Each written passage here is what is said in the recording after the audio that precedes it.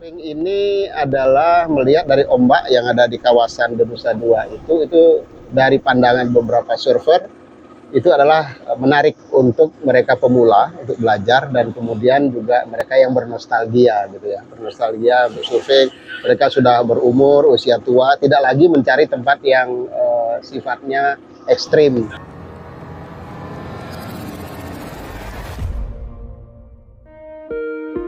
Indonesia Tourism Development Corporation atau ITDC, selaku pengelola kawasan Tenusa II, saat ini sedang melirik dua potensi baru untuk turisme. Selain mengembangkan aktivitas yoga dan meditasi di Pulau Nusa Dharma, dengan deburan ombak di perairan Nusa II, ternyata sangat cocok untuk aktivitas surfing. Menurut General Manager Tenusa II, I Gusti Ngurah Ardita, saat ditemui di Sela Temu Media, Rabu 29 November 2023, potensi surfing di kawasan perairan Nusa II ini sudah mulai berjalan. Yang mana, potensi ini untuk pengelolaannya telah dilakukan oleh pelaku UMKM setempat. Lebih lanjut kata Ardita, di kawasan ini ada sejumlah wisatawan yang sudah melakukan latihan-latihan.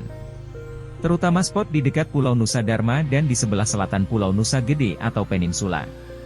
Pihaknya dari ITDC bahkan sudah berkomunikasi dengan UMKM yang mengelola surfing di sana. Kedepan, penataan fasilitas mereka yang ada di pinggir pantai akan dilakukan termasuk akses mereka.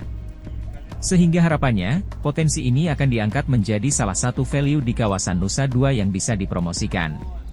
Dengan dua pulau, di daratnya bagus kita gunakan untuk event-event, ada musik, ada yoga, meditasi, ada kecak. Tapi di lautnya juga cukup bagus, sangat bagus bahkan kalau kita lihat untuk surfing, kemudian melihat posisi daripada karang laut yang khususnya di pulau ini. Dua pulau ini adalah disumbu oleh karang yang sangat khas di sini. Kita lihat Pulau Nusa Dharma dan Pulau Peninsula. Dan juga ada potensi yang kita kembangkan untuk fishing gitu ya, orang sambil wisata laut, sambil memancing di situ. Dan ini saya kira menjadi sesuatu yang bisa terus kita kembangkan ke depan untuk memperkuat daripada value di kawasan Nusa II. Ada satu potensi yang sedang kita kembangkan di sini, yang sebetulnya sudah mulai jalan, dikelola oleh UMKM, yaitu untuk surfing. Nah, surfing ini adalah melihat dari ombak yang ada di kawasan Nusa II itu dari pandangan beberapa surfer, itu adalah menarik untuk mereka pemula untuk belajar dan kemudian juga mereka yang bernostalgia gitu ya, bernostalgia bersurfing. Mereka sudah berumur, usia tua, tidak lagi mencari tempat yang sifatnya ekstrim. Nah, ini di kawasan ini kalau kita lihat di sini ada beberapa yang sudah mereka melakukan latihan-latihan di daerah pas di kawasan Nusa II khususnya, terutama di spotnya adalah di dekat dengan Pulau Nusa Dharma. Itu pagi ini mereka udah mulai. Nah, kemudian satu lagi spot yang bagus adalah di sebelah selatan dari Pulau Nusa Gede atau Peninsula. Nah, kami dari ITDC dan juga sudah komunikasi yang selama ini dikelola oleh UMKM yang ada untuk mengelola surfing. Kita akan tata lebih baik, satu dengan fasilitas mereka ada di pinggir pantai, kemudian juga akses mereka. Tentunya ke depan harapan kami dari ITDC adalah kita angkat menjadi salah satu value di kawasan Nusa II yang kita akan sampaikan juga kepada para tenan hotel-hotel untuk mereka bisa promosikan bahwa di kawasan Nusa II di samping kita mempersiapkan ada kecak yang secara rutin, kita punya water blow, kemudian juga aktivitas untuk olahraga pagi untuk mereka bersepeda. Kemudian Pulau Nusa Dharma kita siapkan dan yoga dan meditasi, dan satu potensi baru yang kita siapkan di sini adalah untuk surfing. Nah, surfing ini sangat menarik. Kalau kita lihat pagi-pagi sudah banyak yang datang ke sini. Nah, tentunya hal ini akan menambah value yang ada di kawasan Nusa II, khususnya untuk sport tourism. Dan kita akan sebarkan dengan hotel-hotel untuk mereka masukkan di dalam website yang mereka miliki, sehingga nantinya para wisatawan yang memang hobi atau mulai belajar surfing bisa menjadikan kawasan Nusa II sebagai pilihan untuk tempat tinggal. Nah, kalau kita lihat nih pulaunya sangat indah dari dalam, dan kemudian juga orang yang latihan surfing sudah mulai dari pagi ini. Nah, ini harapan kita untuk menambah value-value yang ada di kawasan Nusa II yang selama ini belum tergarap seluruhnya, dan secara bertahap kita siapkan ke depan. Selain pengembangan sport tourism yakni surfing di Pulau Peninsula, dengan adanya daya tarik water blow, yakni hempasan ombak mencapai ketinggian 15 hingga 20 meter ke atas. Tentu ini menjadi satu daya tarik tersendiri bagi wisatawan yang berkunjung ke Pulau Peninsula.